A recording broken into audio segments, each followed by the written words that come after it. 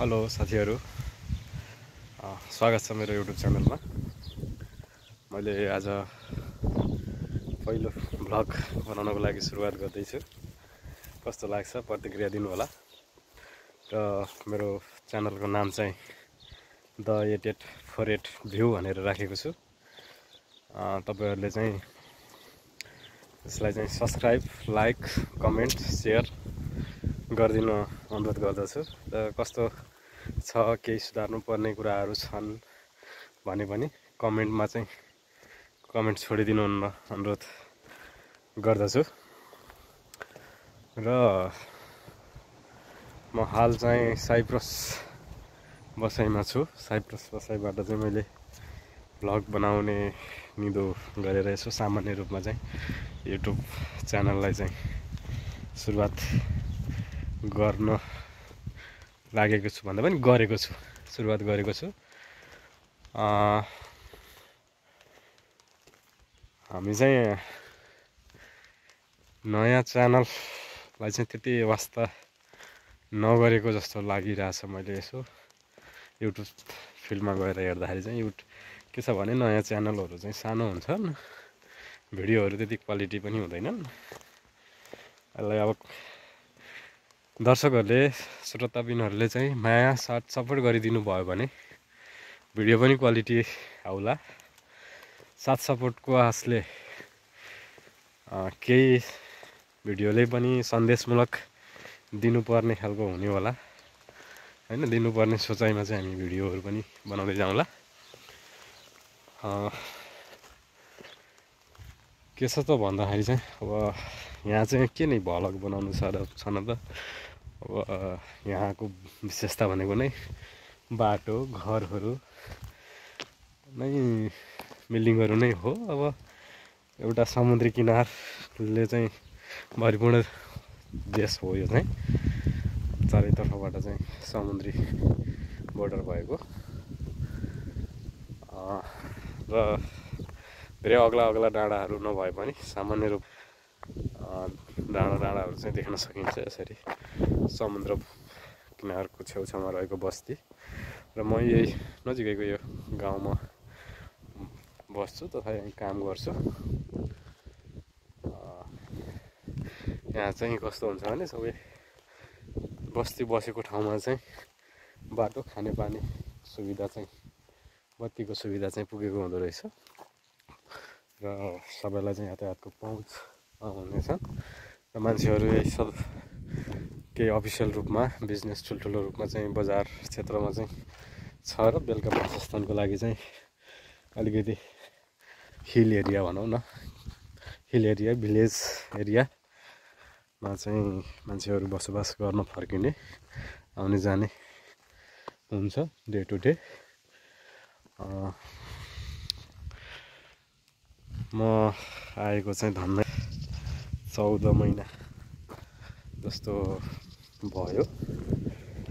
अब हेरौँ कति समय बसिन्छ, लेट्स सी।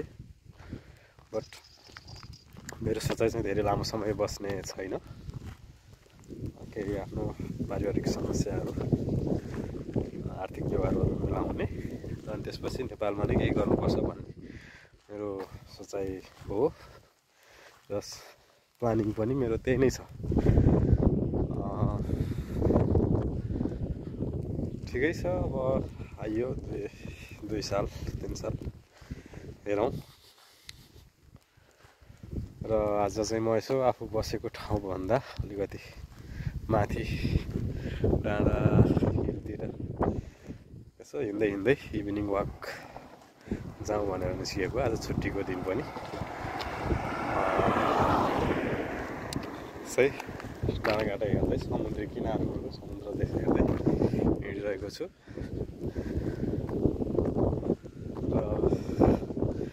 कस्तो लाग्छ तपाईँहरूले चाहिँ प्रतिक्रिया दिन चाहिँ नबिर्सनु होला। सुरुवात गर्दैछु भिडियो बनाउनको लागि, भ्लग बनाउनको लागि चाहिँ। पछाडि सक्नुहुन्छ घर गरेको छ, बाटोको मापमात्र घटाएर।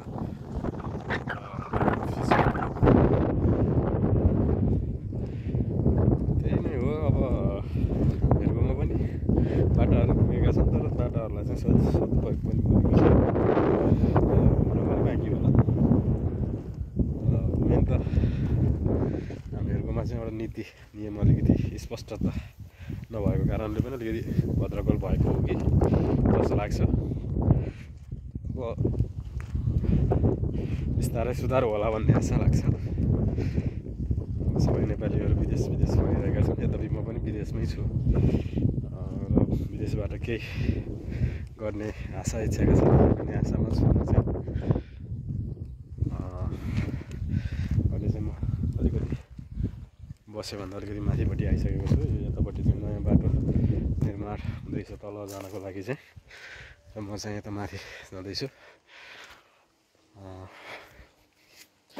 सबै घरमा चाहिँ यसरी लन्चहरू चाहिँ पुर्याएको देख्न सकिन्छ। यहाँ चाहिँ यो यता जाने बाटो, माथि जाने बाटो भयो भने यो यतापट्टिको घरतिर जाने बाटो भयो।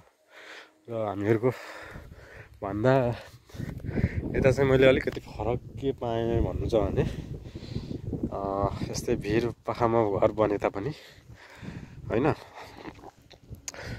राम्रो गार्डनको व्यवस्थापन र बाटोको मापदण्ड छोडेर होइन बनाएको चाहिँ देख्न सकिन्छ। र प्रत्येक घरमा चाहिँ सानो भने पनि गार्डन चाहिँ हुन्छ। यहाँहरूको घरहरूमा चाहिँ हामीहरूको नेपालमा चाहिँ अलिकति के भइरहेछ भनेर 5 आनाको घडेरीलाई चाहिँ ठुलो मान्ने त्यस्तो छ होइन। यहाँ चाहिँ 5 आना होइन, अलिकति ठुलै नै हुन्छ र घरलाई चाहिँ अलिकति व्यवस्थित तरिकाले आफ्नो सक्दो हिसाबले म्यानेजमेन्ट गरेर चाहिँ बनाएको हुन्छ। र सँगै गार्डनहरू पनि हुन्छ। यो घर पनि देख्न सकिन्छ। है घर यस्तो छ देख्दा चाहिँ एउटा कम्पाउन्डिङ गरेर पुरै गार्डनहरू मस्त हरियाली बनाएर गार्डनमा अब हरिया बोट बिरुवा फलफुलहरू गरिएको छ, लगाइएको छ भने यहाँ चाहिँ फेरि एकदम सुक्खा, पानीको स्रोत चाहिँ सुक्खा छ। यो बाटोमा पनि यस्तो देख्न सकिन्छ। पुरै सेतो पत्रे चट्टान छ र तैपनि थुप्पा सिँचाइको माध्यमबाट चाहिँ बोट बिरुवाहरूलाई चाहिँ एकदम केयर गरेको देख्न सकिन्छ होइन। अब के नै हुन्छ भन्दाखेरि चाहिँ हामीहरूकोमा चाहिँ गार्डनको चाहिँ महत्त्व नै दिएको छैन। बजारतिर बस्यो, सानो घरहरू बनायो, गेट बनायो, उता 5 आनाको मात्रै जग्गा हुन्छ। भोलि विकास क्रमको उद्देश्यमा चाहिँ बाटो चक्लाबन्दी, फुट ट्र्याक, अब साइकल लेन, अनेक योजनाहरू आउँदै जान्छ। बाटो पुरानो अहिलेको अवस्थालाई चाहिँ हेरेर चाहिँ प्लटिङ गरिएको हुन्छ। भविष्यको योजना आउँदाखेरि चाहिँ त्यो पुरै फेल खाने जस्तो देखिन्छ। अब तपाईँहरूको यहाँ यस्तो बाटो छ। यो गाउँ भयो, तल मैले देखाएँ यो अघिल्लो भिडियोमा म आउनुभन्दा तल गाउँ छ। त्यसको लागि यो गाउँभरिको लागि चाहिँ यहाँ पानी ट्याङ्की माथि छ। यहाँबाट सबैलाई पानी सप्लाई हुन्छ होइन। ल हेर्नुहोस् बाटो सबै यतापट्टि गाउँघरतिर जाने बाटो पनि यतापट्टि छ। र म अलिकति डाँडोमै आइपुग्न लागेको छु। यो डाँडो कटिसकेपछि यतापट्टि अर्को हाइवे आउँछ। त्यो हाइवे पनि सामान्य नै छ, त्यस्तो ठुलो हाइवे हुँदैन। गाउँ र बजार जोड्ने हाइवे मात्रै हो यो। एक त यो सिटी ठुलो सहर पनि होइन। म अलिकति सहरदेखि अलिकति नजिकै तर गाउँ एरियामा बस्छु। सिटीमा अलिकति कोठा भाडाहरूदेखि लिएर अलिकति महँगो नै छ। र मेरो काम पनि त्यही गाउँतिरकै एरियामै भएको हुनाले चाहिँ म चाहिँ यता गाउँतिरै बस्छु।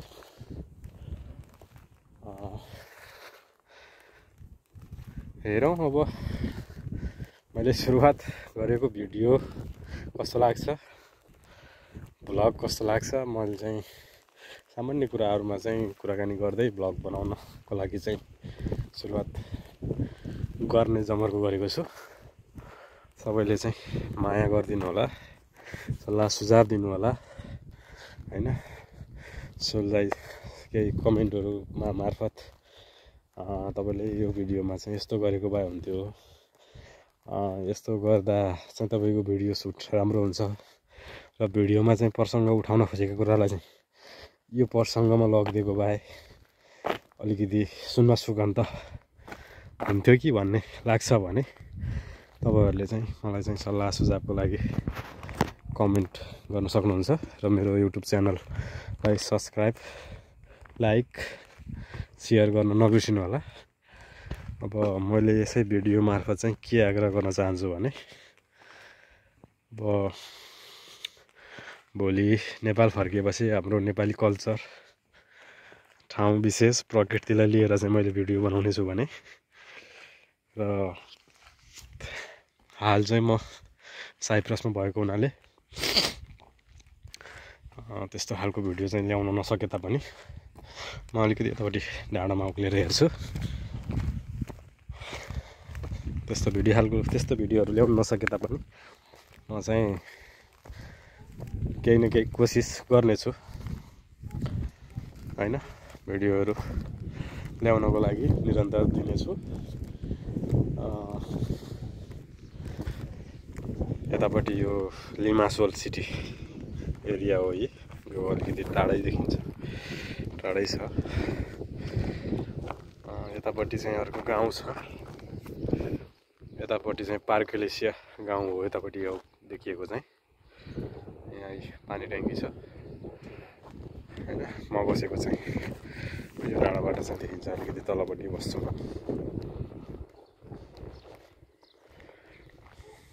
हैन। मलाई चाहिँ यस्तै डाँडाकाँडाहरू चाहिँ घुम्न मन लाग्छ र कहिलेकाहीँ म यसो छुट्टीको दिन पारेर यसो डाँडाकाँडातिर यसरी निस्किने गर्छु। यसो 1-1.5 घन्टा 2 घन्टा चाहिँ टहलिएर यसो घुमेर। मलाई खासै सिटी एरिया भन्दा यस्तै गाउँतिर चाहिँ बाटोको किनार यसै डाँडातिर गएर चाहिँ यसो बस्न चाहिँ मजा लाग्छ। सर्र आवाज चलेको र चारैतिर यसरी दृश्यहरू हेर्नुहोस्, यसरी दृश्यहरू देख्न सकिन्छ। म चाहिँ यही गाउँ हो मेरो चाहिँ, यसरी छ हाइवे, यस्तो छ सिटी चाहिँ हैन। यतापट्टि छ ठुलो सिटी चाहिँ र यतापट्टि उत्तरतर्फ चाहिँ नेपालको जस्तै डाँडाकाँडाहरू छन्। प्रत्येक डाँडाकाँडाहरूमा पनि बाटो पुगेको छ। टापुहरूमा चाहिँ बस्तीहरू पनि देख्न सकिन्छ। टाढाबाट भएको हुनाले क्यामेरामा चाहिँ त्यो कैद नहोला। माथि डाँडामा आएर बस्दाखेरि चाहिँ आवाज र चलेको हुन्छ, ठिकै लाग्छ। आफ्नै देश नेपाल जस्तो त केही लाग्दैन, नेपाल नै रमाइलो हुन्छ। हामीहरू नेपालमा हुर्के पढेकोलाई चाहिँ जस्तै सुकै जे भएर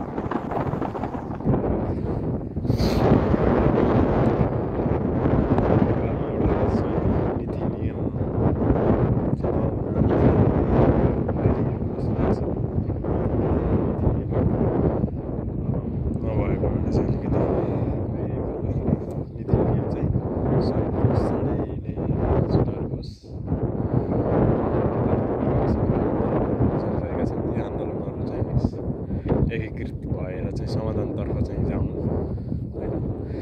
अब नेतृत्व सही व्यक्तिको नेतृत्वमा होस् ती आन्दोलन पनि, र सही सन्दर्भमा होस् र सही सन्दर्भ अन्तर्गत सही निर्णयमा पुगोस्।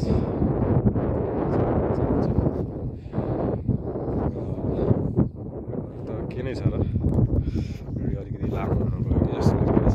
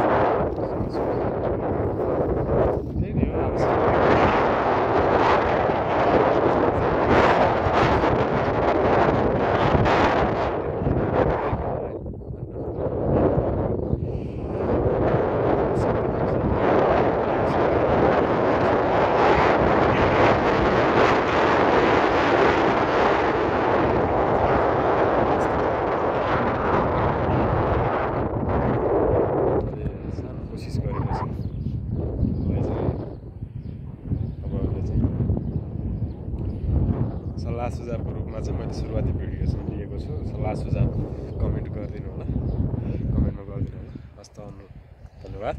यो भिडियो हेरिदिनु हुने सम्पूर्ण महानुभावलाई चाहिँ, दर्शकहरूलाई चाहिँ धेरै धेरै धन्यवाद दिन चाहन्छु।